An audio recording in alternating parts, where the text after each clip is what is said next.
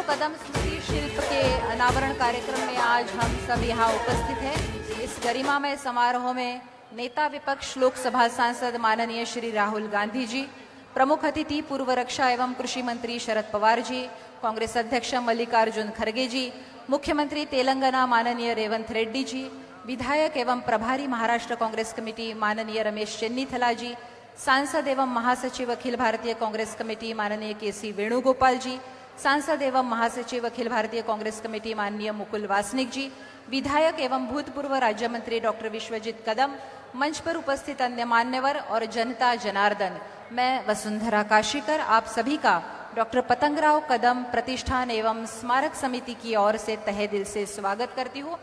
हमें मालूम है कि भारतीय संस्कृति के ऊपर भाष्य करने वाले 20वीं सदी के सबसे महान प्रवक्ता डॉक्टर सर्वपल्ली राधाकृष्णन, इनका जन्म दिवस हम 5 सितंबर शिक्षक दिन के रूप में मनाते हैं।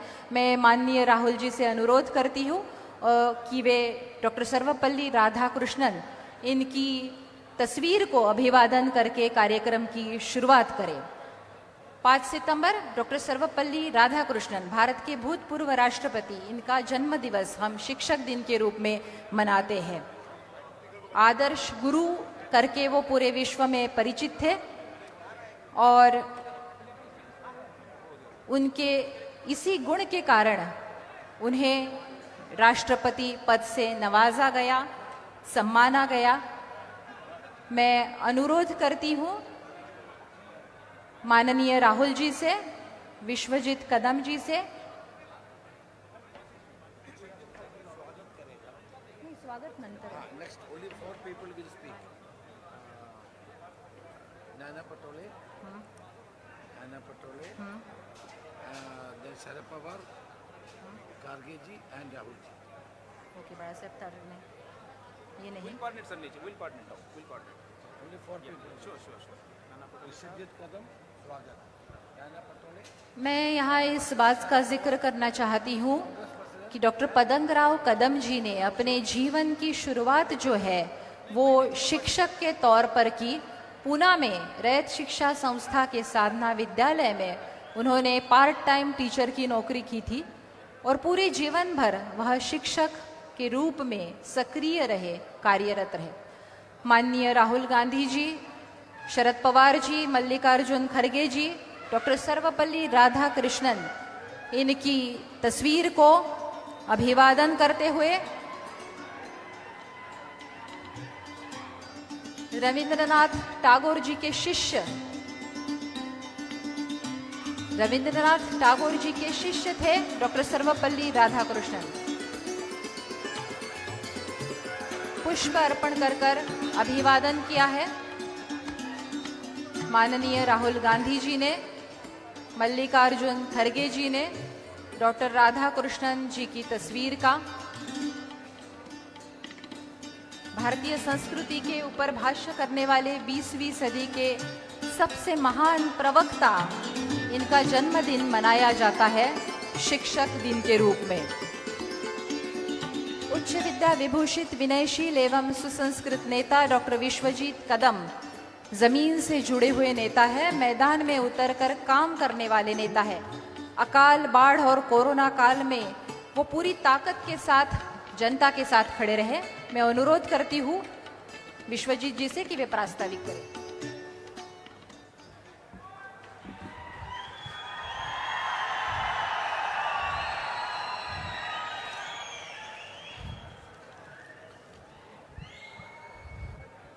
आज के हमारे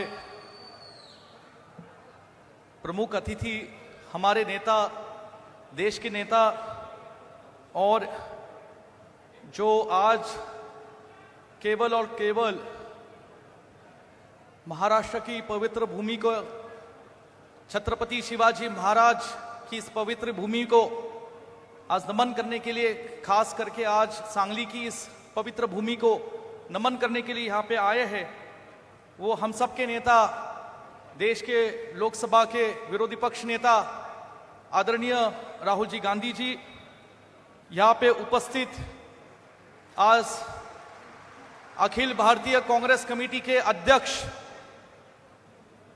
हमारे सबके नेता और जिनके नेतृत्व में आज कांग्रेस पार्टी में हम सब कार्यकर्ता काम कर रहे हैं, आदरणीय मल्लिकार्जुन खड़गे जी, हमारे महाराष्ट्र के और देश के नेता आदरणीय शरद चंद्र जी पवार साहब, यहाँ पे उपस्थित महाराष्ट्र के ऑल इंडिया कांग्रेस कमेटी के प्रभारी, केरला और हमारे देश के नेता आदरणीय रमेश चेन्नितला जी, यहाँ पे उपस्थित पूर्व मुख्यमंत्री आदरणीय सुशील कुमार शिंदे साहब, हमारे नेता आदरणीय मुकुल वासनिक साहब, हमारे नेता आदरणीय नाना पटोले साहब, महाराष्ट्र प्रदेश कांग्रेस कमेटी के अध्यक्ष आदरणीय हमारे नेता बाला साहेब थोरात जी, पूर्व मुख्यमंत्री आदरणीय पृथ्वीराज चौहान साहब और कोल्हापुर के हमारे सांसद आदरणीय छत्रपति शाहू महाराज,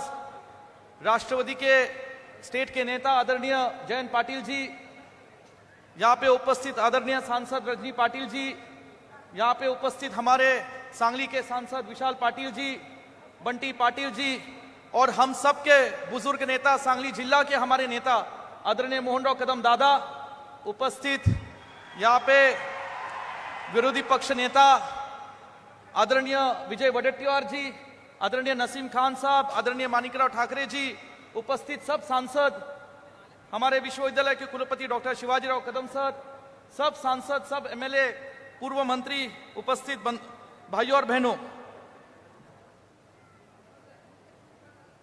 मुझे बहुत खुशी की बात मैं बहुत खुश हूं और ये खुशी की बात है हम सब के लिए कि हम सब के नेता, देश के नेता जो आज लोकतंत्र की लड़ाई देश में हम सब के लिए लड़ रहे, आज वो लोकतंत्र की लड़ाई लड़ने वाले हमारे नेता आदरणीय राहुल जी गांधी आज 5 सितंबर की ये शिक्षक दिन के इस समारोह के लिए केवल सांगली की इस भूमि में हम सबके नेता आदरणीय पतंगराव जी कदम साहब के आज लोक तीर्थ ये मेमोरियल का आज अनावरण करने के लिए यहाँ पे उपस्थित है। आदरणीय राहुल जी, मैं मेरा सौभाग्य समझता हूं कि आप सांगली की इस पवित्र भूमि में आए हैं। जिस तरीके से छत्रपति शिवाजी महाराज ने स्वराज की लड़ाई इस भूमि से महाराष्ट्र पर पूरे हिंदुस्तान में लड़ी थी और ये स्वराज्य जो है वो जनता का हमारा राज है, आम लोगों का राज्य है। उस तरह की लड़ाई आज हम देख रहे कि देश में आप लड़ रहे हैं, वो संविधान बचाने के लिए लड़ रहे, वो लोगों की लड़ाई लड़ रहे और हमें यकीन है कि जिस तरीके से छत्रपति शिवाजी महाराज के माध्यम से एक हिंदुस्तान में स्वराज की लड़ाई की शुरुआत हुई थी, उस तरीके से आज आपके माध्यम से इस जो देश में हालात है, महाराष्ट्र में जो हालात है, आपकी प्रेरणा से, आपके नेतृत्व में उसी की तरह के से लड़ाई हमारे कांग्रेस के कार्यकर्ता और देश की जनता आपके नेतृत्व में लड़ाई लड़ेंगी। आदरणीय राहुल जी, आज मैं बहुत ही खुश हूं, क्योंकि भावनिक हूं, क्योंकि पतंगराव जी कदम साहब ये कांग्रेस पार्टी के सच्चे सिपाही थे। यहां पे बैठे हुए मोहनराव कदम जी ये कांग्रेस पार्टी के सिपाही थे। इन्होंने 1960s और 70s से कांग्रेस की विचारधारा से सांगली डिस्ट्रिक्ट में महाराष्ट्र में काम करने का शुरुआत किया। पंडित नेहरू, आदरणीय श्रीमती सोनिया इंदिरा जी गांधी, आदरणीय राजीव जी गांधी, यहाँ इसी भूमि के जिसने जन्म लिया, स्वर्गीय यशवंतराव चौहान साहब, स्वर्गीय वसंत दादा, स्वर्गीय यशवंतराव मोहिते भाऊ, इन सब की प्रेरणा लेते हुए पतंगराव जी कदम साहब ने उनकी सार्वजनिक जीवन का प्रयास शुरू किया। आदरणीय सोनिया जी गांधी जी का और उनके साथ खड़ी रही, हमेशा उनके पीछे खड़ी रही और जब भी कांग्रेस पार्टी की सरकार महाराष्ट्र में बनी तो मैडम के माध्यम से, कांग्रेस पार्टी के माध्यम से पतंगराव जी कदम को महाराष्ट्र की लोगों की और जनता की सेवा करने का मौका मिला। मैं आपको बताना चाहूंगा कि आज जो स्थिति आप देख रहे हैं यहाँ पे इस तालुका में, इस कॉन्स्टिट्यूंसी पलूस कड़ेगांव में, यहाँ की स्थिति एक जमाने में बहुत अलग थी। यहाँ पे अकाल की स्थिति थी। जब अकाल पड़ा तब आदरणीय श्रीमती सोनिया जी गांधी हमारे यहाँ इस किसान भाइयों को, लोगों को उनके दुख के समय पे उनके साथ खड़ी रही। जब बाढ़ आई थी 2004 में और 19 में, उसी दौरान भी आदरणीय श्रीमती सोनिया जी गांधी सोनिया जी गांधी वापस यहाँ पे आई थी और हमारे लोगों के साथ खड़ी रही। आदरणीय श्रीमती सोनिया जी गांधी जी का और हमारे परिवार का, कांग्रेस पार्टी का, ये पिछले 60 साल का एक रिश्ता है। और मैं बताना चाहूंगा, जब मेरे पिताजी बीमार थे, जब सिर्फ उनको पता चला कि मुंबई के हॉस्पिटल में मेरे पिताजी बीमार है, और दूसरे दिन आदरणीय श्रीमती सोनिया जी गांधी पिताजी को मिलने दिल्ली से मुंबई आई थी और हमारे परिवार के साथ उन्हें वक्त बिताया था। ऐसा लग रहा था कि पिताजी सिर्फ उनकी राह देख रहे थे। जब मैडम आके चली गई, उसके 2 दिनों के बाद मेरे पिताजी चल बसे। ये कहने का मतलब है राहुल जी कि आज इतना कांग्रेस पार्टी में उनका लगाव था। जब आप अध्यक्ष बने थे कांग्रेस पार्टी के, वो उनका आखिरी सफर था दिल्ली का। उसके बाद दिल्ली में कभी वो सफर नहीं पाए। आदरणीय राहुल जी, पिताजी का जन्म सीधे साधे किसान परिवार में हुआ। वो उस गांव के पहले 10वीं पास विद्यार्थी थे। खिसे में 7 रुपए लेके उन्होंने पुणे में जाने का साहस किया एक ट्रक में। 3 साल तक वो शिक्षक रहे और उसी स्कूल में रहते थे। दिन में एक बार खाना खाते थे। 1964 में छोटी सी रूम में उन्होंने भारतीय विद्यापीठ का एस्टैब्लिशमेंट किया और उनका एक ही सपना था कि ग्रामीण लोगों को, बच्चों को, किसानों को यहाँ पे इधर शिक्षा का माध्यम मिले। कई साल वो शिक्षा के क्षेत्र में काम करते रहे। लोगों का प्यार था, आशीर्वाद था, मोहब्बत थी, सांगली के लोगों का, पलूसकड़े गांव के लोगों का, और वो चलते बसे। आज आदरणीय इंदिरा जी गांधी, यशवंतराव चव्हाण, इन लोगों का, यशवंतराव मोहिते भाऊ का भी उनको बहुत सपोर्ट मिला और उसके माध्यम से वो राजनीति में जैसे आए तब यहाँ पे उनसे काम करते चले। मुझे कहना है कि 1978 में जब इंदिरा जी का कांग्रेस और कांग्रेस की स्प्लिट हुई थी, तब सांगली जिले से सिर्फ 2 ही लोग इंदिरा जी गांधी के साथ खड़े थे और वो थे मोहनराव कदम और पतंगराव जी कदम। और ये हमारे परिवार का एक रिश्ता रहा है गांधी परिवार से और कांग्रेस पार्टी से। आज राहुल जी, मेरी हिंदी देने के मौका, आज पहली बार मैं आपके सामने हिंदी का भाषण कर रहा हूं। यूथ कांग्रेस का अध्यक्ष था तब मैं करता रहा। मैं इतना ही कहना चाहूंगा आज कि ये जो आज की रैली है राहुल जी, ये इस रैली के माध्यम से पूरे सांगली में नहीं, महाराष्ट्र में आज एक माहौल बनने वाला है। और जिस आप विरोधी पक्ष नेता बनने के बाद हम आपकी कड़ी मेहनत देखते हैं। आप भारत जोड़ो यात्रा चले, देश के गरीबों के साथ, किसानों के साथ, मजदूरों के साथ, हमारे इन सांगली के भाइयों के साथ आप चले। इन सांगली के सब सारे भाई हाथ उठाइए मेरे भाइयों और बताओ कि सब लोग आप राहुल जी के भारत जोड़ो यात्रा में आप उनके साथ चले थे। ये कहने का मतलब है कि पूरा देश, पूरा महाराष्ट्र आपके साथ खड़ा है। और ये जो लोकतंत्र की और ये जो संविधान की लड़ाई बचाने की आप लड़े हैं, हम आपके साथ खड़े हैं। जब मेरे पिताजी का देहांत हुआ राहुल जी, उनको स्टेट फ्यूनरल दिया गया। उन्होंने, स्टेट के पुलिस लोगों ने मुझे भारत का झंडा दिया था। मेरी हालत नहीं थी, मेरी माँ थी, हमारे सब लोग थे वहां पे। मैंने भारत का झंडा लिया, लेकिन सिर्फ भारत का झंडा नहीं मिला। मैं जानता हूं कि उस वक्त मेरे पिताजी ने कांग्रेस पार्टी का भी झंडा मेरे कंधे पे रखा और वो कांग्रेस पार्टी का झंडा लेते हुए आज आदरणीय श्रीमती सोनिया जी गांधी, खड़गे साहब और सबके साथ के और आशीर्वाद से मैं सांगली में काम कर रहा हूं। मैं राहुल जी ज्यादा वक्त नहीं लेना चाहूंगा, मैं इतना ही कहना चाहूंगा, आज यहाँ पे सगळे तुम्ही आज मोठ्या संख्येने उपस्थित राहिलात। मी तुमच्या मनापासून आभार मानतो, हात जोडून मी तुमचे आभार मानतो की आज तुम्ही खरंच पतंगराव कदम साहेबांनी जे काम 50 वर्ष उभं केलं, जे शिक्षण क्षेत्रात उभं केलं, सार्वजनिक जीवनात उभं केलं, या महाराष्ट्रातल्या गोरगरिबांना, शेतकऱ्यांना, कष्टकऱ्यांना जे त्यांनी त्यांच्या जीवनामध्ये आधार देण्याचं काम केलं, आरोग्य क्षेत्र असेल, कृषी सिंचन, ताकारी टेंबूच्या माध्यमातून असेल, या जिल्ह्याला जो त्यांनी आधार दिला, हा जिल्हा जो महाराष्ट्रात आणि हिंदुस्थानावर त्यांनी झळकवला, आज त्याची खरं पोचपावती तुम्ही सगळ्यांनी इथं दिलेली आहे। आदरणीय राहुल जी, जितने लोग यहाँ पे बैठे हैं उतने से कई सारे रास्ते पे खड़े, वो सिर्फ आपको देखने आए हैं, आपको सुनने आए हैं कि सब लोग जानते हैं कि महाराष्ट्र का भविष्य और देश का भविष्य सिर्फ आप कर सकते हैं। आपका बहुत बहुत धन्यवाद। हमारे सब नेतागण आज यहाँ पे, मैं आदरणीय खड़गे साहब का भी धन्यवाद देना चाहूंगा, जो हमारे साथ हमेशा हमारे साथ रहे, परिवार के साथ रहे। उनका मार्गदर्शन पिताजी को भी था और पूरे आज कांग्रेस पार्टी को और मुझे एक यूथ कांग्रेस के कार्यकर्ता के रूप से मिल रहा है। आदरणीय पवार साहब, ये हमारे पिताजी के साथ और भारतीय विद्यापीठ और ये कॉन्स्टिट्यूशन के साथ, मेरे कदम फैमिली के साथ हमेशा रहे। आदरणीय सुशील कुमार शिंदे जी, रमेश चन्नीतला साहब और आदरणीय नाना पटोले जी और थोरात साहब, ये सब नेताओं का बहुत बहुत शुक्रिया मैं कहना चाहूंगा। क्योंकि पिताजी जाने के बाद इन सब नेताओं ने बहुत मुझे संभाला। थोरात साहब और नाना पटोले साहब, शिंदे साहब ने मुझे संभाला, सब नेताओं ने मुझे आधार दिया, बंटी पाटिल जी ने दिया, और ये सब नेताओं ने मुझे यहाँ पे आज ऐसी यहाँ पे लोगों की सेवा करने की ताकत दी। आज ये जो भीड़ है ये पूरी कांग्रेस पार्टी और यहाँ पे आपको गांधी फैमिली और पतंगराव जी कदम साहब को प्यार करने वाली भीड़ है।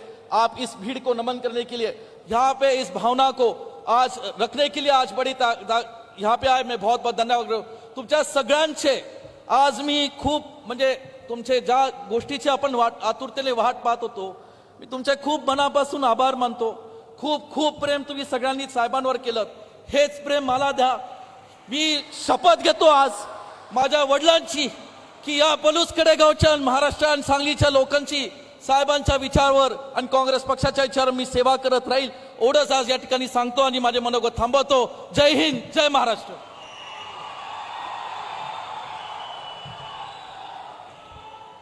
इसके बाद हम मान्यवरों का सम्मान एवं सत्कार करने जा रहे हैं।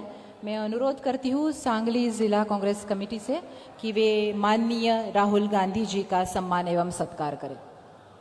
सांगली जिल्हा काँग्रेस कमिटीच्या तर्फे माननीय लोकसभेचे विरोधी पक्ष नेता राहुल गांधी यांचा सत्कार आणि सन्मान आपण आता करणार आहोत। कृषी व संरक्षण मंत्री माननीय खासदार शरदचंद्रजी पवार यांचा सत्कार डॉक्टर विश्वजित कदम करतील अशी मी त्यांना विनंती करते। माजी कृषी व संरक्षण मंत्री भारत सरकार शरदचंद्रजी पवार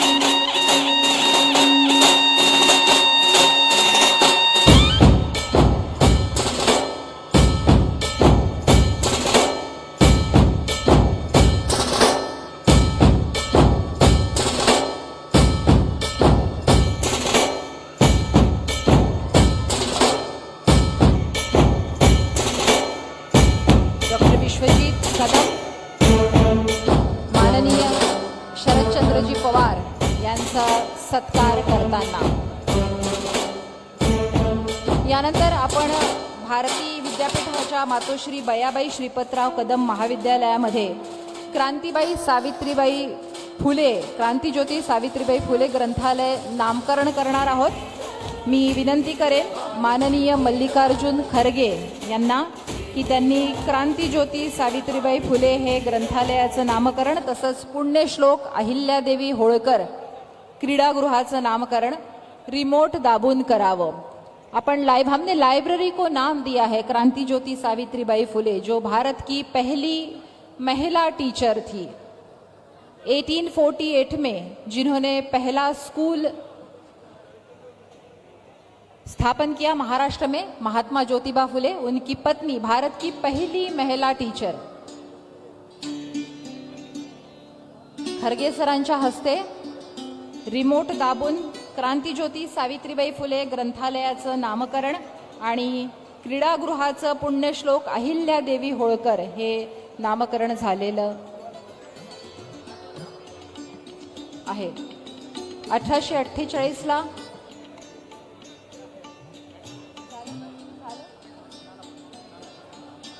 यानंतर मी विनंती करेन महाराष्ट्र प्रदेश काँग्रेस कमिटीचे अध्यक्ष माननीय नानाभाऊ पटोले यांना, त्यांनी आपलं मनोगत व्यक्त करावं।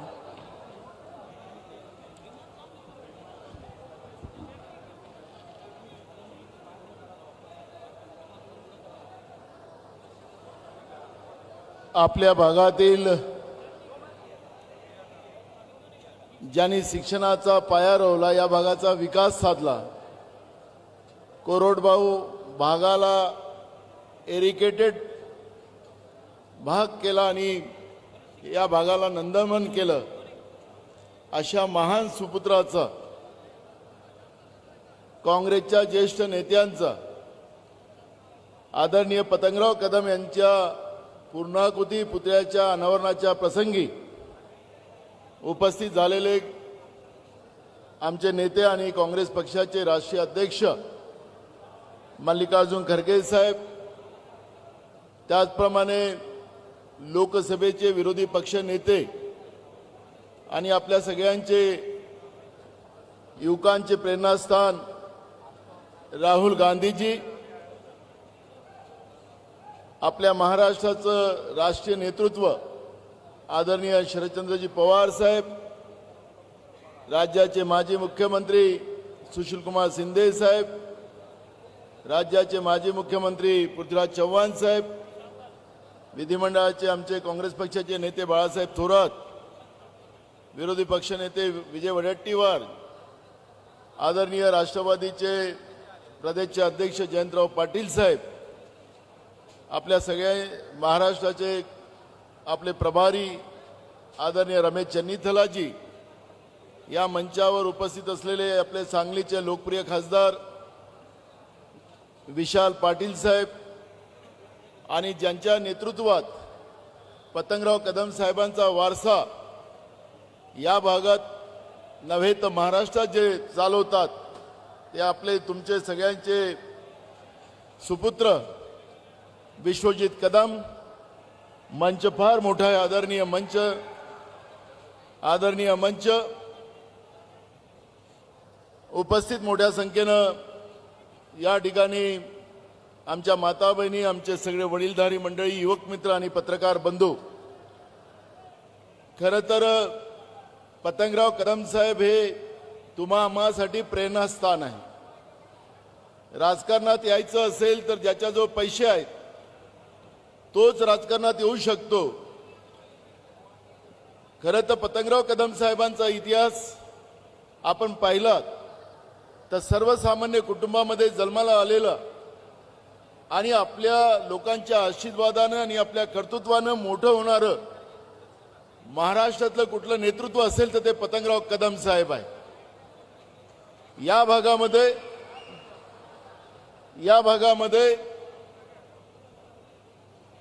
म्हणजे ज्या वेळेस त्यांचं नेतृत्व सुरू झालं त्यावेळेस हा सगळा भाग विरान होता. आरोग्याच्या सोयी नव्हत्या, शिक्षणाच्या सोयी नव्हत्या, शेतीला पाणी नव्हतं आणि हळूवार या भागाचा सर्वांगीण विकास करण्याचा एक संकल्प पतंगराव कदम साहेबांनी आपल्या आशीर्वादाने सुरू केला. आणि आज महाराष्ट्रातला सगळ्यात चांगला प्रगत अगर कुठला भाग असेल तर पलूस कडेगाव आहे असं म्हटलं तर वावगं ठरणार नाही. आणि म्हणून या महान व्यक्तिमत्वाच्या पूर्णाकृती पुतळ्याच्या अनावरणाला आम्हा सगळ्यांना उपस्थित राहण्याचा योग आला. मी आयोजकांचं मनापासून धन्यवाद देतो. या ठिकाणी मी जास्त न बोलता आदरणीय विश्वजित कदम, विशाल पाटील आणि त्यांच्या सगळ्या चमूला मी शुभेच्छा देतो. आणि पुढचा काळ या भागातलं नेतृत्व आपल्या कर्तृत्वाने मोठं व्हावं अशी सदिच्छा देतो आणि माझे 2 शब्द पूर्ण करतो. धन्यवाद.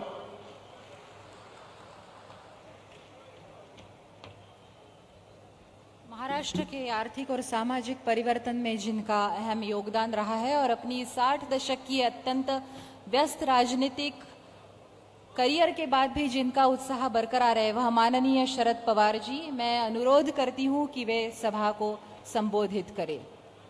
माननीय शरद पवार जी, भूतपूर्व कृषि एवं रक्षा मंत्री, भारत सरकार.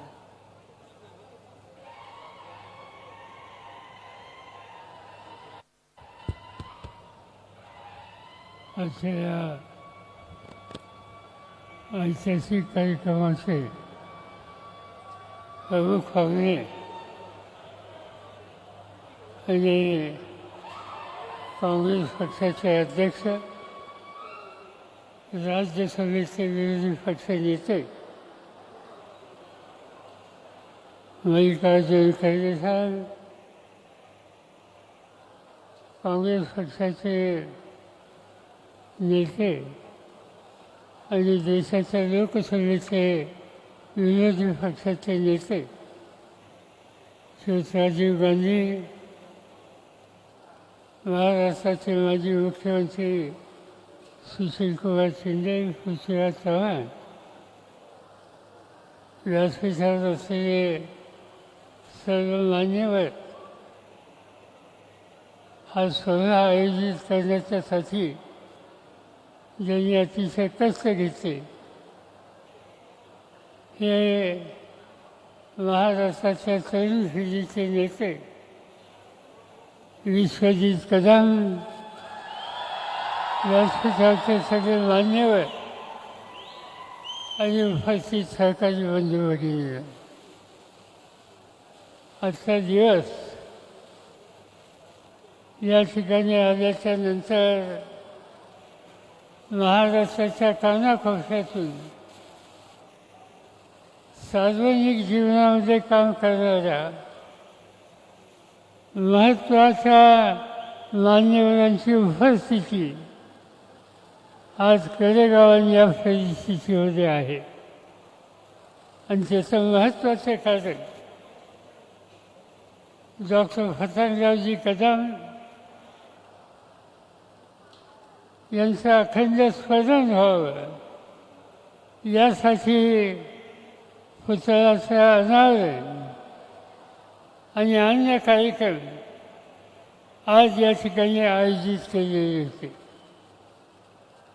हा एकेकाचा जुना सातारा सांगली असा हा जिल्हा. सातारा आणि सांगली या जिल्ह्यानं महाराष्ट्राचा इतिहास घडवला. आपण यशवंतराव चव्हाणांची आठवण करतो. चव्हाण साहेबांचा जन्म याच प्रांगणामध्ये झाला. स्वातंत्र्याच्या नंतर आणि स्वातंत्र्य संग्रामामध्ये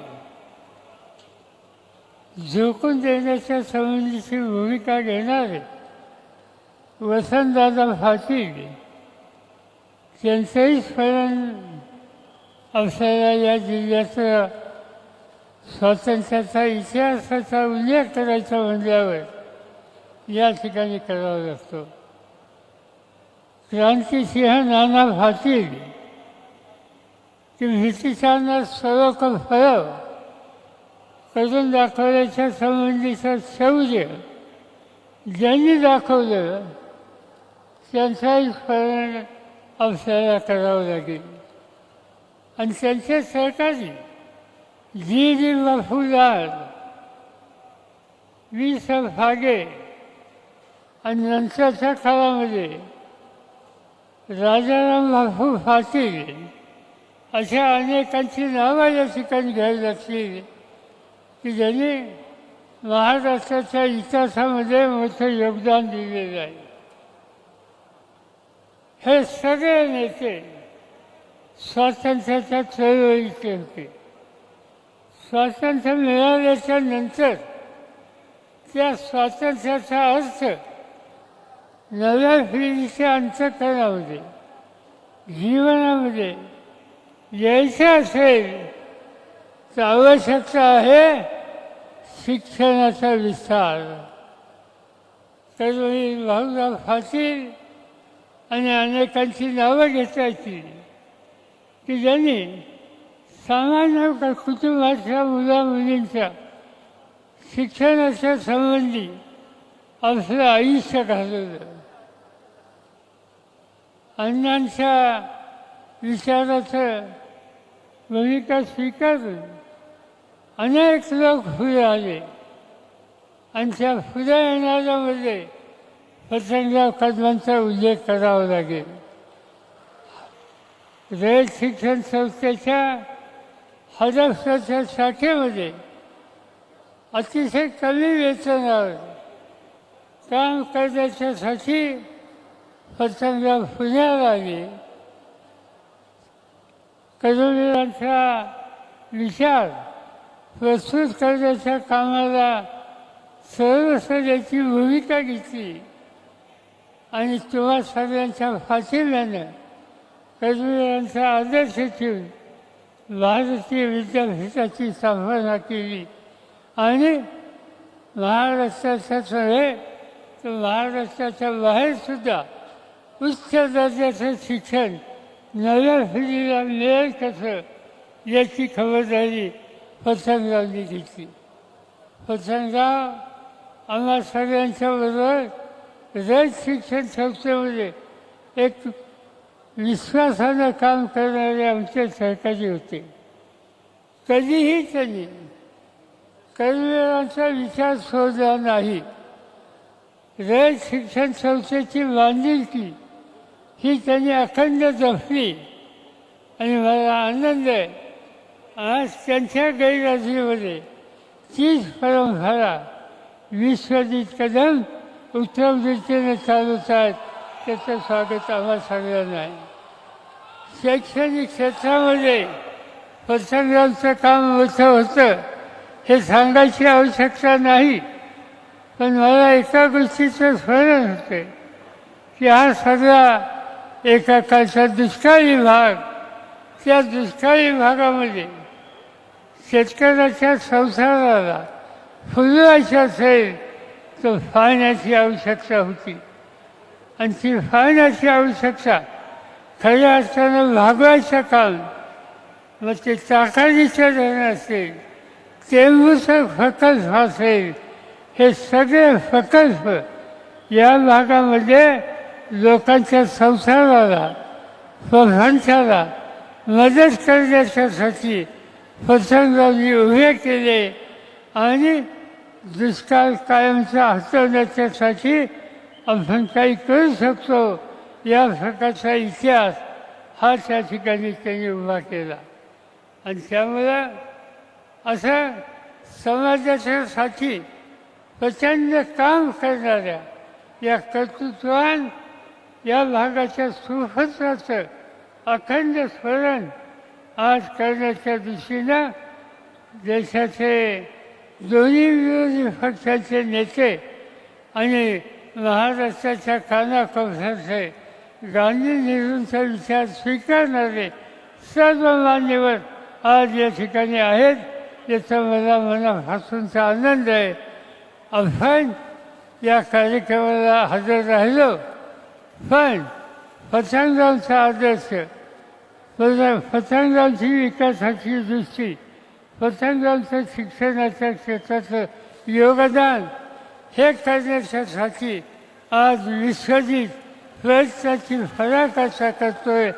तुमची माझी सगळ्यांची शक्ती, साथ आणि प्रोत्साहन विश्वजितच्या फाशीची राहील हीच खात्री या ठिकाणी जाहीरपणाने देतो आणि माझे 2 शब्द संपवतो.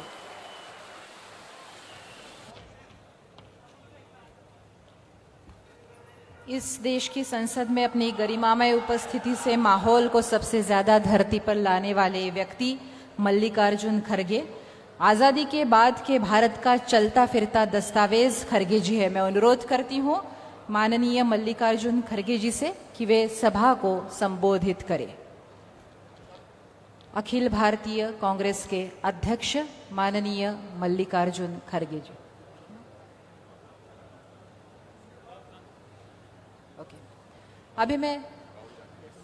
अभी मैं उस नेता को आमंत्रित करने जा रही हूं जिसने अपनी अनंत ऊर्जा से समाज के प्रत्येक तबके के प्रति मित्र भाव और भारत को जानने में अपनी दीवानगी में एक तूफान खड़ा कर दिया.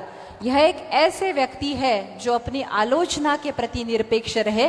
मैं आमंत्रित करती हूं माननीय राहुल गांधी जी को, लोकसभा नेता विपक्ष, देश के युवाओं के आशा के केंद्र.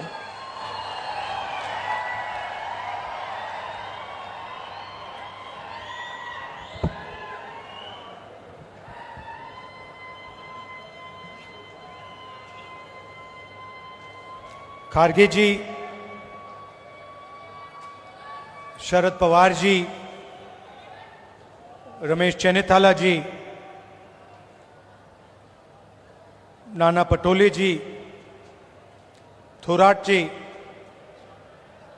वडेट्टीवार जी, सतेज बंटी पाटिल जी, विशाल पाटिल जी, विश्वजीत कदम जी,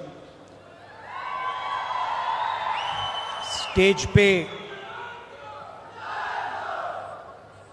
सीनियर वरिष्ठ नेता, कांग्रेस पार्टी के और गठबंधन के नेता, भाइयों और बहनों, कांग्रेस पार्टी के हमारे बब्बर शेर कार्यकर्ताओं,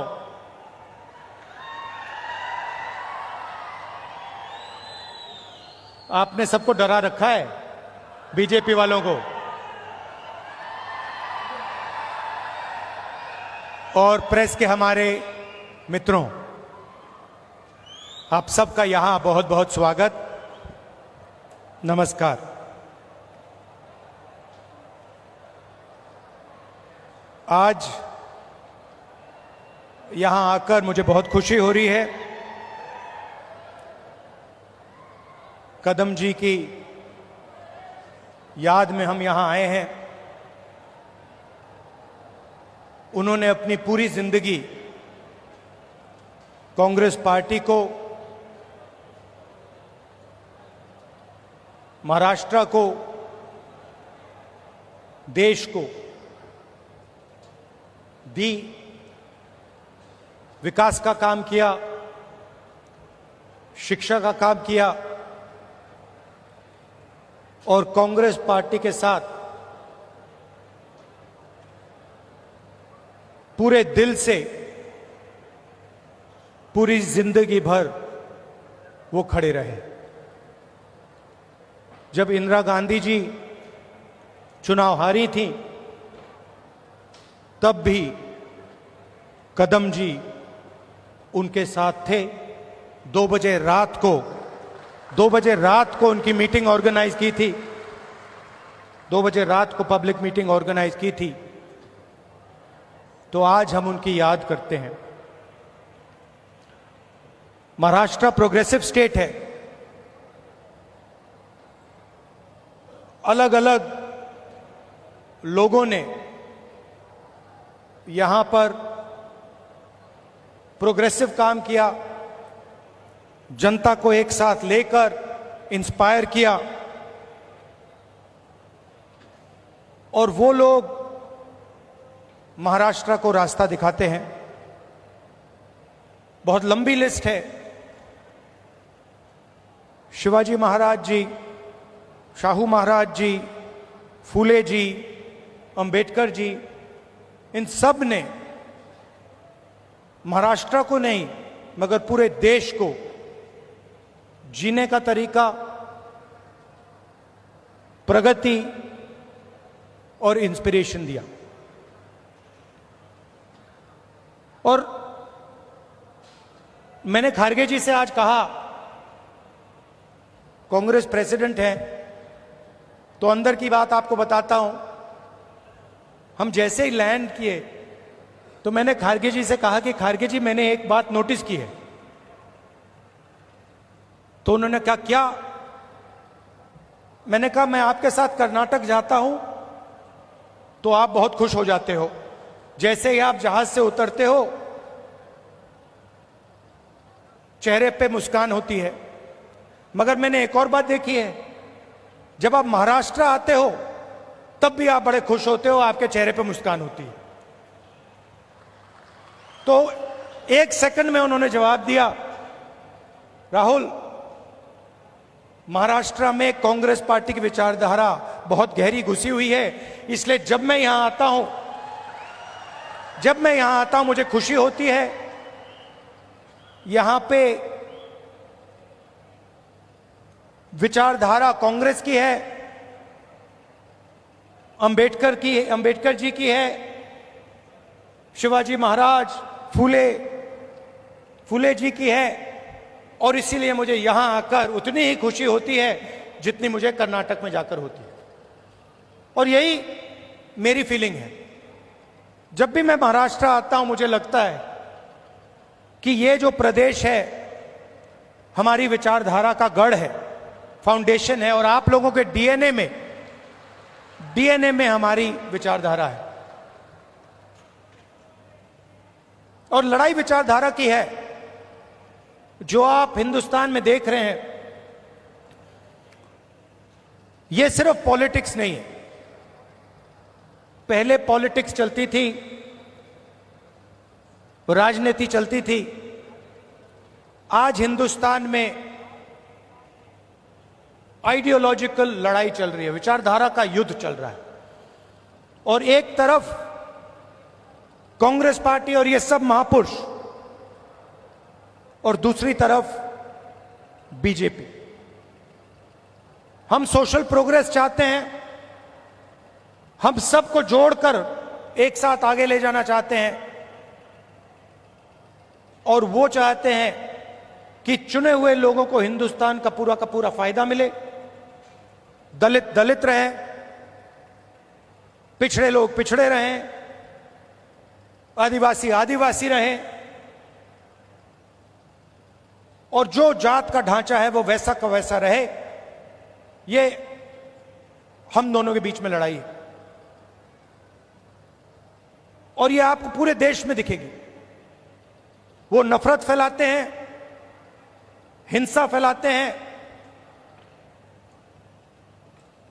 एक धर्म को दूसरे धर्म से लड़ाते हैं, एक जात को दूसरी जात से लड़ाते हैं, एक भाषा को दूसरी भाषा से लड़ाते हैं। मणिपुर देखिए, पहली बार हिंदुस्तान की हिस्ट्री में सिविल वॉर जैसा माहौल बना हुआ है, मगर आज तक 1.5 साल हो गया, आज तक हिंदुस्तान के प्रधानमंत्री मणिपुर नहीं गए, जा ही नहीं सकते, क्योंकि वहां पे बीजेपी के लोगों ने आग लगाई। तो ये लड़ाई चल रही है। भारत जोड़ो यात्रा में कन्याकुमारी से हम कश्मीर चले। लोग कहते हैं कि राहुल गांधी कन्याकुमारी से कश्मीर चला। नहीं, मैं अकेला नहीं चला था, लाखों लोग हमारे साथ कन्याकुमारी से कश्मीर चले थे।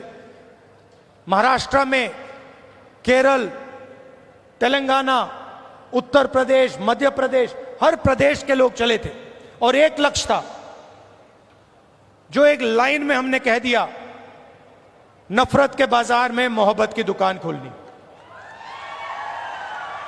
हमें नफरत की राजनीति नहीं चाहिए, नफरत का हिंदुस्तान नहीं चाहिए, हमें मोहब्बत की राजनीति चाहिए, मोहब्बत का हिंदुस्तान चाहिए। हम भाईचारा देखना चाहते हैं, हम एक दूसरे की इज्जत करना चाहते हैं।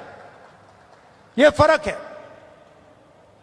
आप देखिए, देश के कोने कोने में ये लोग नफरत फैलाते हैं, और ये नई चीज नहीं है, ये सदियों से कर रहे हैं, और ये विचारधारा की लड़ाई भी पुरानी है। आज ये लड़ाई कांग्रेस पार्टी और बीजेपी के बीच में है। इससे पहले यही लड़ाई फूले जी ने लड़ी, यही लड़ाई शिवाजी महाराज ने लड़ी। विचारधारा उनकी और हमारी मिलती है। उनकी विचारधारा में और कांग्रेस पार्टी की विचारधारा में कोई फर्क नहीं। चाहे वो अंबेडकर जी हों, शाहू जी महाराज हों, शिवाजी महाराज हों, फूले जी हों, अगर आप उनको पढ़ें, उनके आइडियाज को देखें, समझें, तो आपको पता लगेगा कि फूले जी के आइडियाज, अंबेडकर जी के आइडियाज, शिवाजी महाराज के आइडियाज हमारे कॉन्स्टिट्यूशन में आज है। और चुनाव में हमने साफ कह दिया कि लड़ाई विचारधारा की है। बीजेपी के लोग हिंदुस्तान के संविधान को खत्म करना चाहते हैं। सीधी सी बात है, आप देख लीजिए, जहां भी ये अपने लोग डाल सकते हैं, वहां ये अपने लोग डाल देते हैं। चाहे वो इलेक्शन कमीशन हो, चाहे वो शिक्षा के इंस्टीट्यूशंस हो, लीगल सिस्टम हो, ब्यूरोक्रेसी हो, ये मेरिट नहीं देखते हैं। आज हिंदुस्तान में इनकी आंखों में एक ही तरीका का मेरिट है। अगर आप आरएसएस के हो तो मेरिट है, अगर आरएसएस के नहीं हो तो आपके लिए इन संस्थाओं में कोई जगह नहीं। और हर रोज ये कॉन्स्टिट्यूशन पर आक्रमण करते रहते हैं। कोई ना कोई नया तरीका ये निकालते रहते हैं।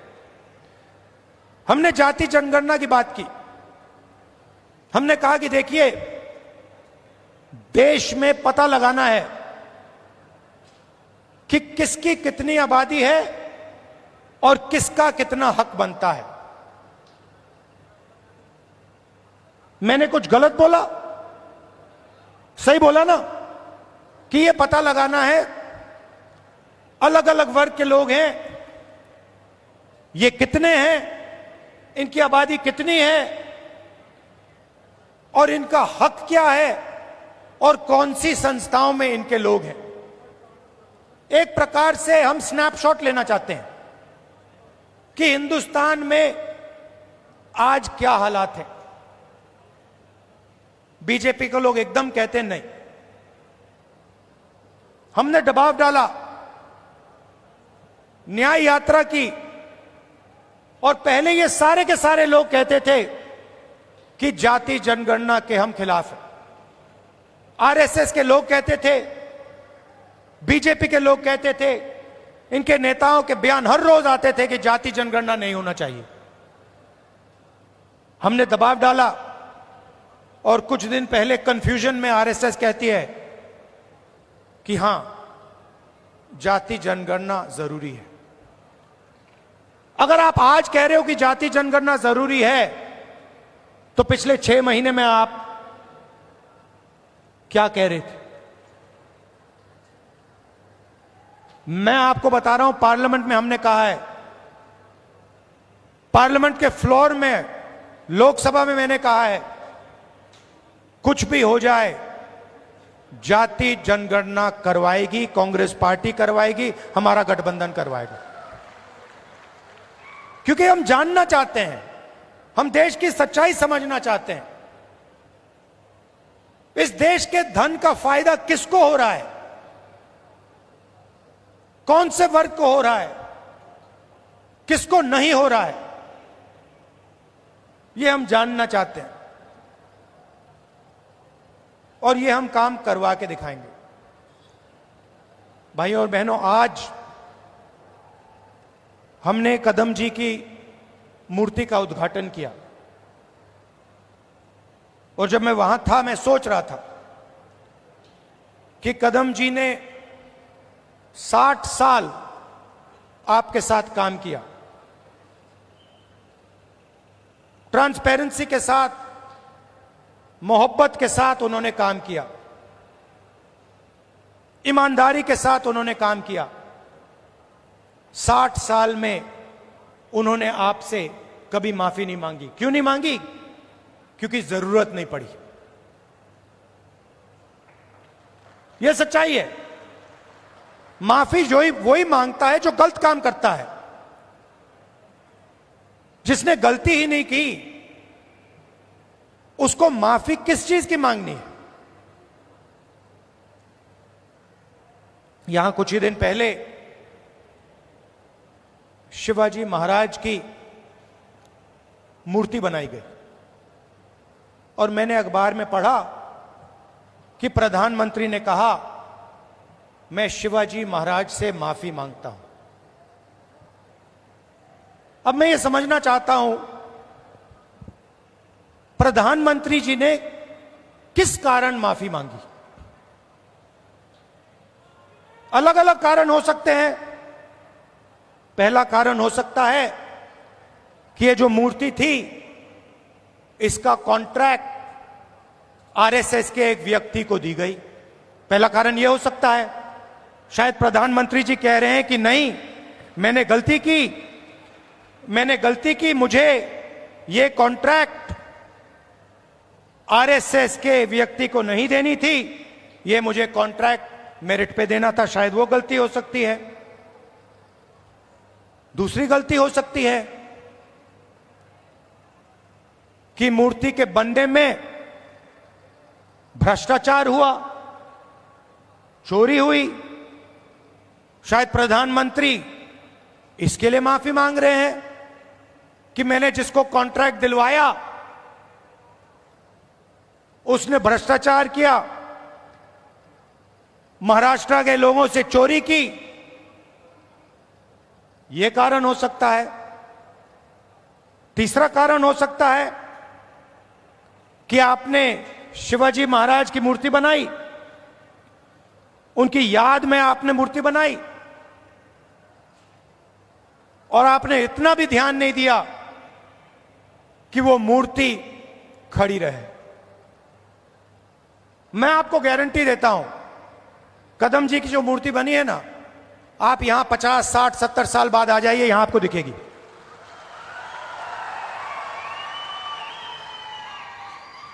और शायद सबसे बड़े महापुरुष शिवाजी महाराज जी की मूर्ति बनती है और कुछ ही दिनों में भ्रष्टाचार के कारण, गलत व्यक्ति को कॉन्ट्रैक्ट देने के कारण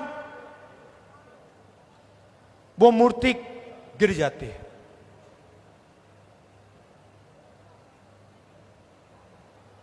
शिवाजी महाराज का अपमान किया है और प्रधानमंत्री को सिर्फ शिवाजी महाराज से माफी नहीं मांगनी चाहिए। अगर माफी मांग रहे हैं तो महाराष्ट्र के हर व्यक्ति से माफी मांगनी चाहिए और प्रधानमंत्री जी को यह भी समझाना चाहिए कि आप सिर्फ 2 लोगों की सरकार क्यों चलाते हो। जहां भी हम देखते हैं बड़े से बड़े कॉन्ट्रैक्ट अदानी और अंबानी जी को मिलते हैं। मैंने पार्लियामेंट में भाषण दिया। पार्लियामेंट में किसी का नाम लिया जा सकता है, मगर पहली बार मुझे कहा गया कि पार्लियामेंट हाउस में अपने भाषण में मैं अदानी और अंबानी का नाम नहीं ले सकता हूं। तो फिर मैंने कहा ठीक है भैया, आप चाहते हो कि मैं ना लूं, मुझे कुछ ना कुछ तो कहना पड़ेगा। अगर अंबानी अदानी नहीं चाहते हैं तो मैं कुछ और कह देता हूं। तो मैंने उनका नया नाम बनाया है A1 और A2। पूरा का पूरा काम A1 और A2 का हो रहा है। प्रधानमंत्री जी ने इसके लिए माफी किसी से नहीं मांगी।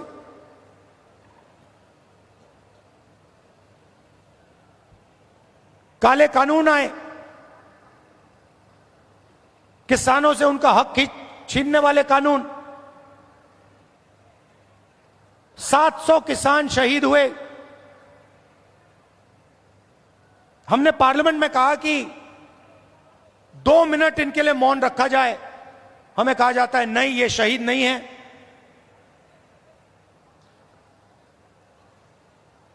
दो लोगों को फायदा पहुंचाने के लिए हिंदुस्तान के सारे स्मॉल और मीडियम बिजनेसेस को खत्म कर दिया। जो लोग इस देश को रोजगार देते हैं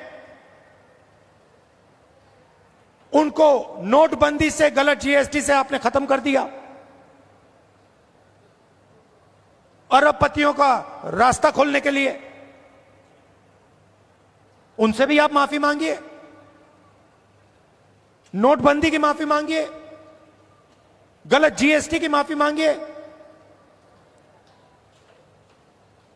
और नतीजा क्या है कि आज अगर युवा रोजगार चाहता है, सिर्फ महाराष्ट्र में नहीं, पूरे देश में कहीं भी अगर रोजगार चाहता है, उसे रोजगार नहीं मिल सकता। क्यों? क्योंकि जो कंपनियां उसे रोजगार देती थी, जो छोटी कंपनी थी, मिडिल साइज कंपनी थी, वो सब बंद हो गई, खत्म हो गई। भाइयों और बहनों, अंबानी और अदानी इस देश को रोजगार नहीं दे सकते हैं। रोजगार कौन दे सकता है?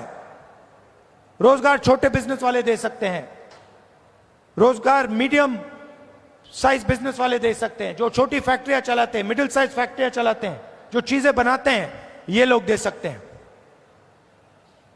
आज हिंदुस्तान में नया मॉडल है, चाइना का माल आता है, वही 10-12 अरबपति उस माल को बेचते हैं। आप मोबाइल फोन के पीछे देख लीजिए मेड इन चाइना, शर्ट के पीछे देख लीजिए मेड इन बांग्लादेश, जूते के नीचे देखिए made in Vietnam, made in Maharashtra, made in India, आपको कहीं नहीं दिख सकता। और ये सारा का सारा माल ये अरबपति बेचते हैं। नुकसान किसका होता है? हिंदुस्तान के युवाओं का होता है। हिंदुस्तान के जो छोटे बिजनेस हैं, मिडिल साइज बिजनेस हैं, जो चाइना का मुकाबला कर सकते हैं, उनका होता है। फायदा किसका होता है? नरेंद्र मोदी जी की मार्केटिंग होती है, अदानी और अंबानी जी का फायदा होता है। और दो हिंदुस्तान बन रहे हैं, एक अरबपतियों का उसमें 20-25 लोग हैं, और दूसरा मजदूरों का, किसानों का, बेरोजगार युवाओं का। भाइयों और बहनों, 16 लाख करोड़ रुपए, 16 लाख करोड़ रुपए नरेंद्र मोदी जी ने इन 20-25 लोगों का कर्जा माफ किया है। किसानों का आज तक कर्जा माफ नहीं किया है। हमने 70,000 करोड़ रुपए किया था जब हमारी सरकार थी। आप सोचो, 70,000 करोड़ रुपए से हिंदुस्तान के सारे किसानों का कर्जा माफ किया था। इन्होंने 16 लाख करोड़ रुपए 22-25 लोगों को दिया है। ये हमारी लड़ाई है। हम चाहते हैं कि एक हिंदुस्तान हो। अगर बैंक के दरवाजे अरबपतियों के लिए खुले हैं, तो बैंक के दरवाजे किसानों के लिए, मजदूरों के लिए, युवाओं के लिए खुले होने चाहिए। अगर उनका 16 लाख करोड़ रुपए माफ हो रहा है, तो फिर गरीबों का भी 16 लाख करोड़ रुपए माफ होना चाहिए। और अगर गरीबों का 16 लाख करोड़ रुपए माफ नहीं हो रहा है, तो फिर उनका नहीं होना चाहिए। हम सिर्फ न्याय की बात कर रहे हैं। और यही लड़ाई महाराष्ट्र में है। आप यहां का इंफ्रास्ट्रक्चर देखिए, यहां बेरोजगारी देखिए। Thank you. बेरोजगारी देखिए, हर एरिया में आपको भ्रष्टाचार दिखेगा। जहां भी आप देखोगे सड़क बनती है, भ्रष्टाचार, सरकारी भ्रष्टाचार से बनी है, सरकारी चोरी करके बनी है, सरकारी एमएलएस को पैसा बन के दे के बनी है। ये बीजेपी की सरकार नहीं है, ये आपकी सरकार थी। इसको तोड़कर चोरी करके ले गए ये लोग। तो जहां भी आप देखोगे आपको भ्रष्टाचार मिलेगा। बाहर के लोग यहां आकर आपके कॉन्ट्रैक्ट ले जाते हैं, दूसरे स्टेट के लोग यहां आकर आपसे कॉन्ट्रैक्ट छीन जाते हैं। ये हम बदलना चाहते हैं। और मैं जानता हूं कि आप सब कांग्रेस पार्टी के कार्यकर्ता, मोहब्बत की दुकान वाले कार्यकर्ता, बब्बर शेर, मैं जानता हूं कि यहां पे आप महाराष्ट्र की सरकार लाने जा रहे हो। अपना खून पसीना देकर महाराष्ट्र की जनता की सरकार, किसानों की सरकार, बेरोजगार युवाओं की, मजदूरों की सरकार, हर वर्ग की सरकार आप लाने जा रहे हो। जहां भी आपको मेरी जरूरत होगी मैं आ जाऊंगा। आपको सिर्फ ऑर्डर देना है कि राहुल आपको यहां आना है, यहां आना है, यहां आना है, मैं हाजिर हो जाऊंगा।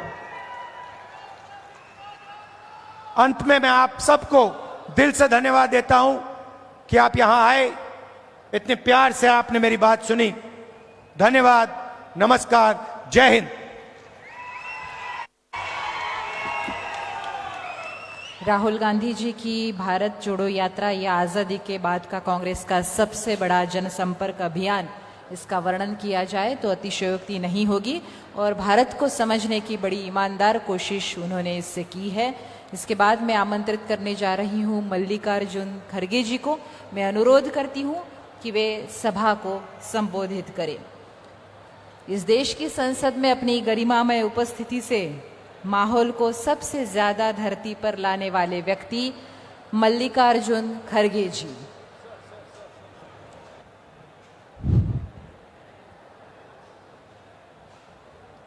इस मंच पर बैठे हुए अपोजिशन पार्टी के नेता, कांग्रेस पार्टी के वरिष्ठ नेता श्री राहुल गांधी जी, सीनियर लीडर वरिष्ठ नेता श्री शरद पवार जी, रमेश चेन्निताना जी, नाना पटोले जी, सुशील कुमार शिंदे जी, पृथ्वीराज चौहान जी, बाळा साहेब थोरात जी, विजय वडेट्टीवार जी, बसून घ्या, सतेज बंटी पाटील 5 जी, मिनिटंच आहेत, बसून घ्या. विशाल पाटिल जी, सर्वांना विश्वजीत विनंती, कदम बसून घ्या. जी और मंच पर बैठे हुए सारे नेतागण और यहाँ पर पधारे हुए भाइयों बहनों, मेरे किसान भाइयों, माताओं, युवा लीडर्स और मीडिया के मेरे दोस्तों, मैं ज़्यादा वक्त आपका नहीं लेना चाहता हूं, क्योंकि अभी तो हमारे सभी नेता आपके सामने अपनी बात रखी है. मैं महाराष्ट्र के लोगों को और महाराष्ट्र के विचारधारा को पहले से ही समझता हूं. छत्रपति शिवाजी महाराज, छत्रपति शाहू जी महाराज की ये धरती है, इस धरती को मैं प्रणाम करता हूं. लोकमान्य तिलक, महात्मा फुले, सावित्रीबाई फुले और बाबा साहब डॉक्टर अंबेडकर जैसी कई विचारधाराओं के और समाज सुधारकों ने इस विचारधारा को जो फैलाया है वो सिर्फ महाराष्ट्र वालों ने किया है. इस धरती के सपूत और कांग्रेस पार्टी के नेता पूर्व उप प्रधानमंत्री वाईबी चौहान, वसंत दादा पाटिल समेत सभी प्रमुख नेताओं को यहाँ पर मैं नमन करता हूँ और उन्होंने जो योगदान दिया है उससे ये महाराष्ट्र बन चुका है. थोड़ी देर पहले हमने डॉक्टर पतंगराव कदम जी की मूर्ति का लोकार्पण किया और उनकी याद में बना हुआ संग्रहालय के भी हमने लोगों को समर्पित किया. पतंगराव जी शून्य से शिखर तक पहुंचे. उनका जीवन एक साधारण शिक्षक की सफलता की कहानी है. ये आम लोगों के लिए प्रेरणा स्रोत है. एक गरीब किसान परिवार में पैदा होकर मेहनत और विजन के बूते उन्होंने शानदार काम शिक्षण क्षेत्र में किया और इस भाग के लोगों को उन्होंने अपना योगदान दिया. सांगली से दिल्ली तक ये शिक्षण क्षेत्र फैला हुआ है. हर क्षेत्र में है. केजी से लेकर यूजी तक और सभी लोग इस संस्था को इतना प्रेम करते हैं कि खासकर किसान लोग यहाँ पर जो शिक्षण लेते हैं, उनके बच्चे शिक्षण लेते हैं, उसको बहुत याद करते हैं. और उनके सुपुत्र विश्वजीत कदम भी उन्हीं के रास्ते पे चल रहे हैं. उन्होंने उस संस्था को संभाला है, आगे लेके चल रहे हैं और हमारे पार्टी के ओर से वो जो बार बार चुन के आ रहे हैं, ये उनका पिताजी का आशीर्वाद है और शिक्षण संस्था में उन्होंने जो काम किया उसका एक बहुत बड़ा इतिहास है।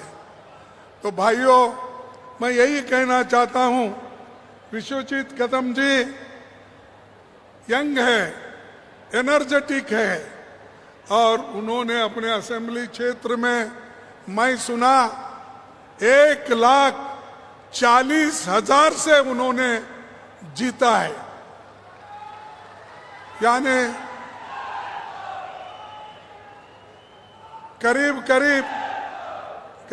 करीब जो मोदी पार्लियामेंट में जीता है उतने ही वोटों से उन्होंने असेंबली में जीता है। मोदी पार्लियामेंट में उन्होंने जीता 1,70,000 से, लेकिन इन्होंने एक ही असेंबली में 1,40,000 वोटों से जीता। ये बहुत बड़ी बात है, ये आपकी देन है और आपका आशीर्वाद है। अगर आपका आशीर्वाद नहीं होता तो कोई भी पॉलिटिक्स में, कोई भी इस क्षेत्र में यशस्वी नहीं बनता। तो इसीलिए जो पतंगराव जी ने 1964 में अपनी संस्था शुरू की, वो संस्था बहुत अच्छी चल रही। मैं अभी शरद पवार जी से बात किया, वो बोले, मैंने पूछा कब उन्होंने ये संस्था शुरू की, तब पवार जी बोले, हम सब एक ही दफा शिक्षण संस्थाएं प्रारंभ की और बड़े बड़े हमने इस क्षेत्र में कामयाबी की है। पतंगराव शुगर फैक्ट्री बनाए, पतंगराव डीसीसी कोऑपरेटिव बैंक्स में भी उनका अच्छा योगदान है। हर ये जो भारतीय विद्यापीठ स्थापित किए, आज दिल्ली में भी ये चमक रही है। इसीलिए उन्होंने मिनिस्टर बनके इरिगेशन में काम किया, सिंचाई में, कोऑपरेशन में काम किया, ग्रामीण विकास में, इंडस्ट्री में, हर क्षेत्र में उन्होंने अपनी योगदान दी है। और उनका जो आज पुतला देखा मैं, वो पुतला ऐसा पुतला नहीं जो मोदी ने उद्घाटन किया वो गिर गया। शिवाजी महाराज हम सबके चाहते हैं और इस देश को सेवा करने में, लड़ने में, देश के लोगों को मजबूत करने में जो शिवाजी महाराज काम किए, उनका पुतला मोदी का हाथ लगते ही गिर गया। वो एक ही नहीं गिर गया, कहां फूल का उद्घाटन किए, अहमदाबाद में वो फूल गिर गया। अयोध्या में राम मंदिर का उद्घाटन किए, वो सब टपक रहा है। सुने नहीं आप? टपक रहा है।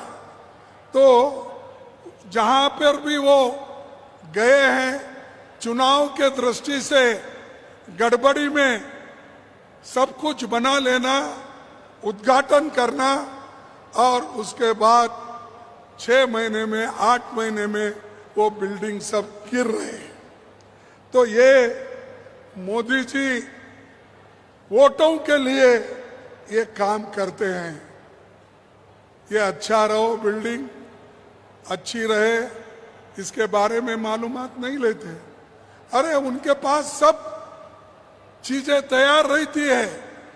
प्राइम मिनिस्टर जब आता है उद्घाटन करने के लिए, यहाँ के अधिकारीगण, यहाँ की सरकार, सब लोग देख रेख करना चाहते हैं। मैं समझता हूं इसमें कोई कमी है तो गड़बड़ी हुई। जो एक तो जिस आर्किटेक्चर ने बनाया, उन्होंने ये मूर्ति बनाई क्योंकि उनको कहा गया मोदी जी वे आ रहे हैं, जल्दी करो जल्दी करो। जल्दी में शिवाजी का पुतला गिर गया और महाराष्ट्र का जो नाम था आज सारे देश में बदनाम हुआ। आज जो पतंगराव की मूर्ति ठहरी है वो इसी महाराष्ट्र के आदमी ने, सुतार ने बनाया है। सुतार मैं समझता हूं जलगांव के हैं, इधर के ही है, मराठवाड़ा के। उन्होंने बनाया, एक मूर्ति नहीं, पार्लियामेंट में जितने मूर्तियां आज ठहरे हुए हैं वो सभी मूर्ति महाराष्ट्र के एक कर्ता धर्ता ने, सुतार ने बनाया है। मजबूत है, 50 साल से 60 साल से मूर्तियां हैं। लेकिन यहां आरएसएस के लोग जोश में आकर बनाए, लेकिन ठीक नहीं बनने की वजह से आज पूरा महाराष्ट्र का अपमान और देश का भी अपमान हो रहा है। भाइयों, मैं और एक बात आपको बनाना चाहता हूं। एजुकेशन में आरएसएस अपना हाथ फैला रही है, सिलेबस चेंज कर रही है और संविधान को भी हटाना चाहती है। संविधान को हम हटाना नहीं, हाँ, उसका मजबूत, हम संविधान को मजबूत रखने के लिए हम काम करेंगे। राहुल गांधी जी ने तो बीड़ा उठाया, संविधान को हम बचाएंगे, संविधान की रक्षा करेंगे, ये कहकर उन्होंने सारे देश में दौरा किया और संविधान को बचाने के लिए उन्होंने जो काम किया, आज गठबंधन की मेजॉरिटी नजदीक आ गई। अगर 20 सीट हमको मिलते तो मोदी सरकार आपको दिखती नहीं थी। ये मैं इसलिए बोल रहा हूं, आपके हाथ में है संविधान को बचाना, संविधान को निकालना, ये आपके हाथ में है। मोदी और आरएसएस ये तो इसको निकालना चाहते हैं संविधान को। बाबा साहब अंबेडकर बनाया हुआ संविधान को खत्म करना चाहते हैं। वो चाहते हैं, इससे पहले भी जब संविधान बना तब दिल्ली में, नागपुर में इन्होंने ये कहा कि ये जो भारत का संविधान बाबा साहब अंबेडकर ने जो बनाया है, वो बाबा साहब नहीं कहते थे, अंबेडकर ने जो बनाया है वो ठीक नहीं है। मनुस्मृति में जो कानून है, जो चीजें विचारधारा है, ये संविधान में नहीं है। इसीलिए इस संविधान को हम नहीं मानते। ये कहा, तुम देखिए, पढ़िए। और मेरे को ताजुब होता है कि महाराष्ट्र की विचारधारा, अरे ये फुले की विचारधारा है या अंबेडकर की विचारधारा है, छत्रपति शिवाजी महाराज की विचारधारा है, इसको आप भूल रहे हो और उनको पनपने दे रहे हो महाराष्ट्र में बीजेपी के नाम से। और जो सही शिवसेना कौन सी है, परसों इलेक्शन में आप देखे हैं, सही शिवसेना हमारे आघाड़ी के साथ है, सही एनसीपी शरद पवार के साथ है। ये सब सही लोग हमारे साथ हैं, नकली लोग उधर है। इसीलिए आपको सोच समझ के इस पार्लियामेंट, इस असेंबली इलेक्शन में आप पूरा महाराष्ट्र विकास आघाड़ी को मदद करना चाहिए, उसको लाना चाहिए, तभी देश की सुरक्षा हो सकती है।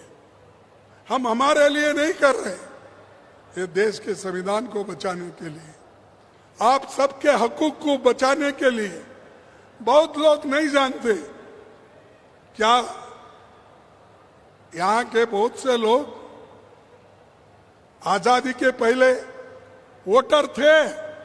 मुझे जवाब दो, आप वोटर थे आजादी के पहले? क्या 18 साल के बच्चे वोटर थे? मुझे बताओ। 21 साल वाले थे, वो भी वोटर थे? नहीं। जब संविधान आया, बाबा साहब अम्बेडकर, पंडित जवाहरलाल नेहरू और कॉन्स्टिट्यूंट असेंबली के लोग मिलकर तुमको आजाद वोटिंग दिलाई। स्त्री को, पुरुष को, नौजवानों को, सबको अगर वोटिंग का अधिकार मिला, ये कांग्रेस के वजह से मिला और ये बाबा साहब अम्बेडकर के संविधान, नेहरू जी की सोच, इसके वजह से मिला। कम से कम ये तो सोच लीजिए। लेकिन आज जो लोग संविधान को विरोध किए, उनके हाथ में सत्ता आपने सौंपी है। ये काम किसने किया? ये मोदी ने किया। तोड़ फोड़ का काम कौन कर सकते हैं सिवाय मोदी के? सबको तोड़ने का। महाराष्ट्र में तोड़े, इससे पहले कर्नाटक तोड़े, गोवा तोड़े, मणिपुर तोड़े, सब जगह तोड़ दिए। लेकिन लोग आज मजबूत है। पुरोगामी विचारधारा को आप सपोर्ट करो। अगर पुरोगामी विचारधारा को सपोर्ट नहीं करेंगे, तुम्हारा शिक्षण संस्था नहीं रहेंगे, शुगर फैक्ट्री नहीं रहेंगे, कोऑपरेटिव फैक्ट्री नहीं रहेंगे। शाह ने कोऑपरेटिव मंत्री बन गया इस देश में। मैं पहले कई बार कहता था कि जो होम मिनिस्टर रहता है वो कभी कोऑपरेटिव डिपार्टमेंट नहीं लिया। सुशील कुमार सिंधे यहाँ बैठे हैं, वो होम मिनिस्टर थे, क्या उनके साथ ये कोऑपरेटिव डिपार्टमेंट था? इससे पहले अनेक लोग थे, कोई भी नहीं लिया। इन्होंने इसलिए लिया कि शुगर फैक्ट्रियों के तोड़ना, शुगर फैक्ट्रियों के लोगों को दबाना और डीसीसी बैंक को दबाना, और जो नोटबंदी हुई, उस नोटबंदी के काले पैसे सफेद करने के लिए ये कोऑपरेटिव बैंकों का उपयोग किया गया। ये असल है। चोरी का माल वहां पर छिपाने के लिए ये लिया गया। और वही लोग बोलते हैं, ऐसे लोगों से आप दूर रहना चाहिए। और शिक्षण सबसे बड़ा मुद्दा है देश के लिए। इसीलिए बाबा साहब अम्बेडकर ने हमेशा ये कहा, शिक्षित बनो, educate then organise and agitate. शिक्षण लो, संगठन बनाओ और अन्याय के विरुद्ध तुम लड़ो। ये उनका संदेश था। ये आज भी महाराष्ट्र के इस भाग के लोगों का यही संदेश है। हर बच्चे को पढ़ा रहे, इंजीनियरिंग, मेडिकल, पैरामेडिकल, सब चीजें यहाँ पर कोल्हापुर हो और हमारे सांगली हो, सातारा हो, या अपने पुणे हो, बारामती हो, ये सब एजुकेशनल इंस्टीट्यूशन के लिए आगे बढ़े हैं। तो इसलिए आप लोग, हमारे सारे साथी, इसको याद रखिए। और मैं फुले की एक बात आपके सामने रखूंगा। साथियों, आज तो शिक्षक दिवस है, मनाया जाता है। इस मौके पर मैं महात्मा ज्योतिबा फुले की पंक्ति को याद करता हूं। विद्ये विना मती गेली। काय गेला? मती बोले तो क्या है मालूम? विद्ये विना मती गेली, मती विना नीति गेली, नीति विना गति गेली, और गति विना वित्त गेले,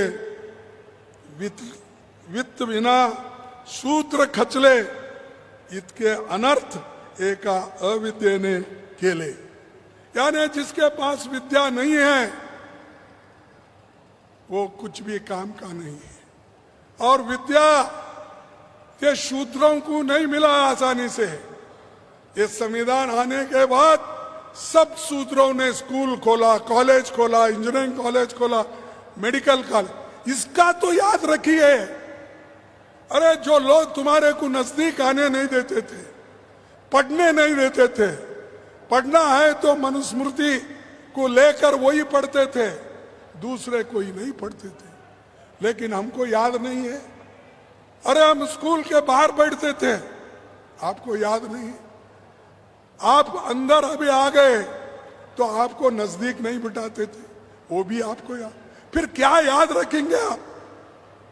ऐसा ही राज इस देश में आरएसएस और बीजेपी लाना चाहती है। ऐसे ही राज, ऐसे ही शिक्षा, मनु की शिक्षा विचारधारा को ये शिक्षण क्षेत्र में लाना चाहते हैं।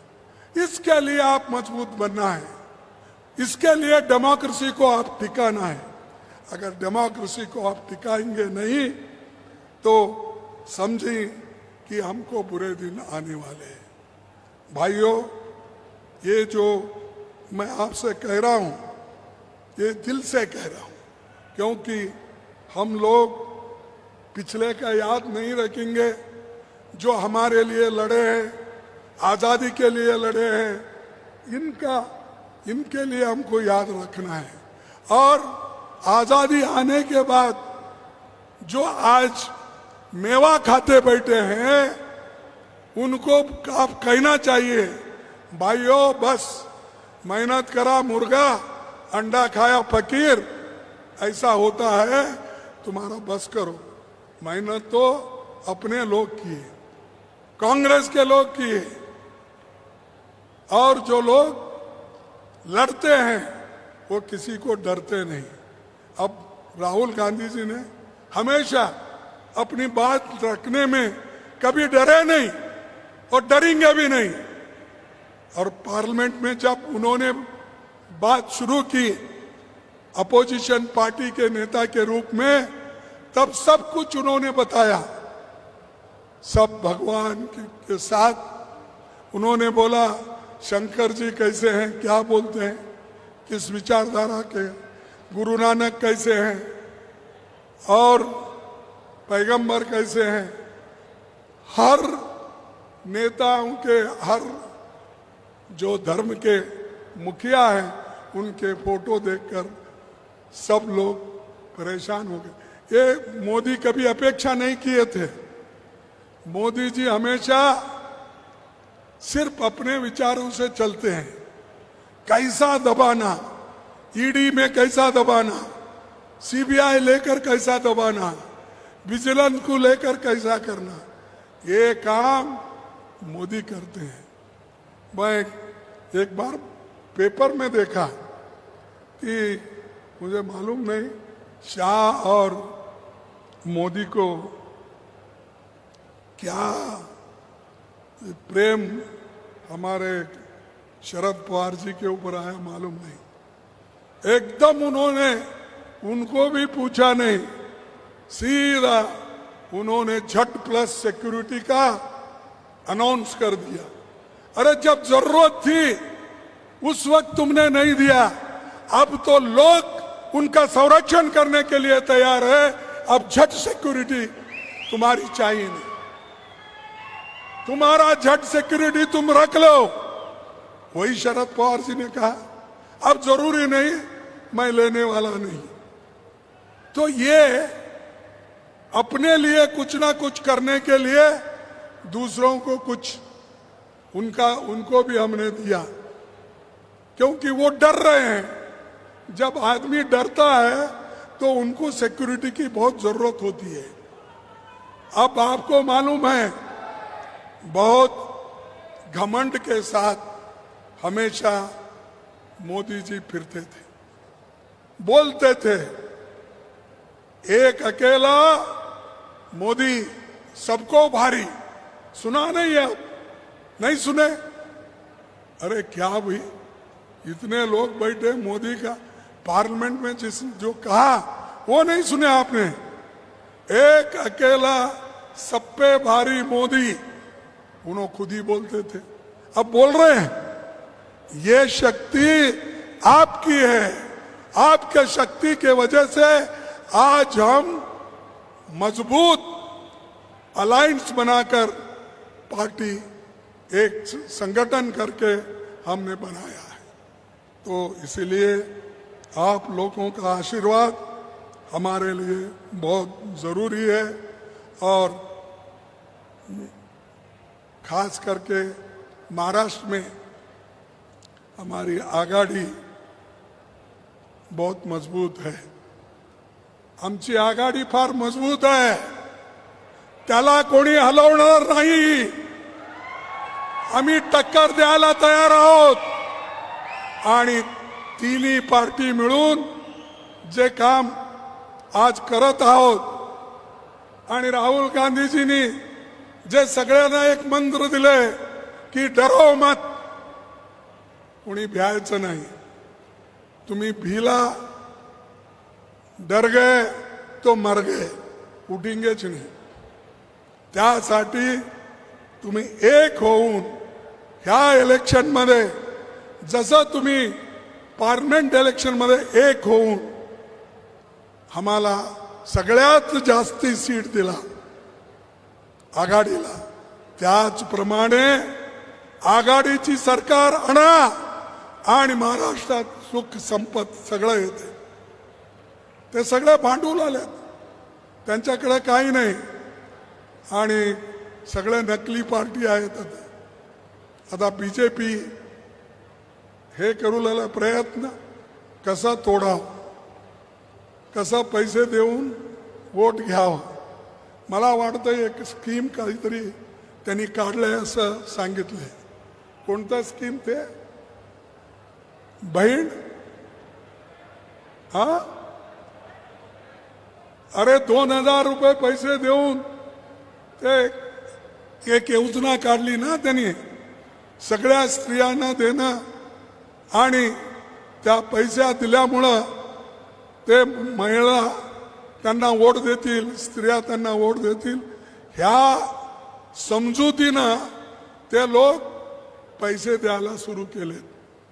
अहो तुमचं 2000 रुपये बघता, 2000साठी तुमचं स्वाभिमान विकता, महाराष्ट्राचा स्वाभिमान गिरवी ठेवता, मोदीकडे गिरवी ठेवता तुम्ही।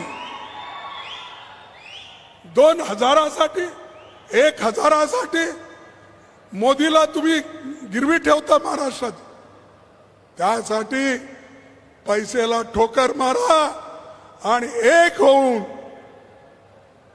हे महाराष्ट्र विकास आघाडीला निवडून आणा। आमची सरकार येईल, तुम्हाला जे पाहिजे ते आम्ही करून देऊ आणि महाराष्ट्र जे उभे आहे यांच्यामुळे उभं राहिलं नाही ते। याच्या पाठीमागे मी सांगितलं, चव्हाण होते, दादा होते, शरद पवार केले, पतंगराव केले, अनेक लोक शिंदे केले, किती लोकांचे नाव घेऊ। अरे यांनी तयार केलेला माल मसाला आणि ते आता हे क्लेम करू लागले, यांच्या हातून काही होणार नाही। काही करेल तर आम्हीच करू आणि आमच्यामुळं देशात अगोदरपासून शेतकरीकडे आम्ही लक्ष दिले आणि शुगर फॅक्टरीज आणि सामान्य जनताला शिक्षण देण्याचं काम हे सगळं आम्ही केलंय। म्हणून ते आम्ही धैर्याने सांगू शकतो। तुम्ही काय केलं सांगा, फोडणं आणि तोडणं, दुसरं काय काम नाही। त्यासाठी जास्त मी न सांगता एवढंच सांगतो। आणि आता इलेक्शन येऊ लागलेत, हरियाणामध्ये इलेक्शन आहेत आणि जम्मू काश्मीरमध्ये आहेत, महाराष्ट्रामध्ये आहे, त्याच्यानंतर झारखंडमध्ये आहे। हे सगळे इलेक्शनमध्ये आम्ही जिंकतो। जिंकल्यानंतर महाराष्ट्र अगर जिंकलं सारा देश जिंकेल। महाराष्ट्र जर जिंकेल सारा देश जिंकेल आणि मोदीची सरकार थोड्याच वेळात जाईल. इथली सरकार बीजेपीचं तर खतमच होईल, पण मोदी सुद्धा डगमगून तो सुद्धा जाईल. एवढंच विनंती तुमचं करतो. तुम्ही सगळे लोक एक होऊन आम्हाला पाठिंबा द्या, सहकार द्या आणि तुमच्या आशीर्वादानं आम्ही चांगली सरकार महाराष्ट्रात बनवू. नमस्कार. जय हिंद, जय भीम, जय महाराष्ट्र. काय झालं? सांगली जिल्ह्याच्या बहुजन समाजाच्या वतीनं राहुल गांधी यांना गोंगड आणि काठी आणि खरगे साहेबांना ढोल देऊन या ठिकाणी त्यांचं स्वागत करण्यात येत आहे. यानंतर कार्यक्रमाचं आभार प्रदर्शन खासदार पाटील सर करतील अशी मी त्यांना विनंती करते.